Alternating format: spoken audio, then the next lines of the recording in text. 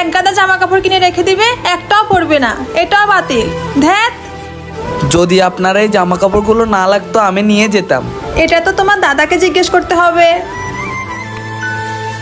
কি ব্যাপার রঘু, তুই জামা কাপড় ধোয়া ইস্ত্রি করার সাথে সাথে এই লোকেদের বাড়ি থেকে জামা কাপড় এনে বিক্রি করা শুরু করে দিয়েছিস?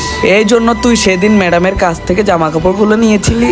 স্যার, আপনি ভুল ভাবছেন। এই জামা কাপড়গুলো বিক্রি করার জন্য না, এগুলো তো মানুষকে সাহায্য করার। তোর নিজের অবস্থাই খারাপ, তুই আবার লোকের হেল্প করবি? আমার বাবা বলতেন, যদি মানুষকে সাহায্য করার হয় তাহলে বড়লোক হওয়ার প্রয়োজন, দরকার হয় স্বচ্ছ মনের।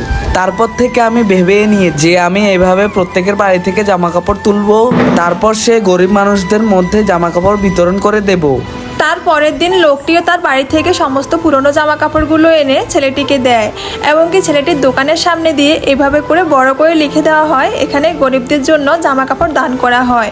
এতে করে সমস্ত বড়লোক মানুষেরা এখানে এসে তাদের জামা কাপড়গুলো দিতে থাকে, এবং কি সেগুলো পরে ছেলেটি গরিবদেরকে দান করে থাকে। তারপর ছেলেটির সৎ কাজের জন্য একটি লাইক, একটি সাবস্ক্রাইব করা যেতেই পারে।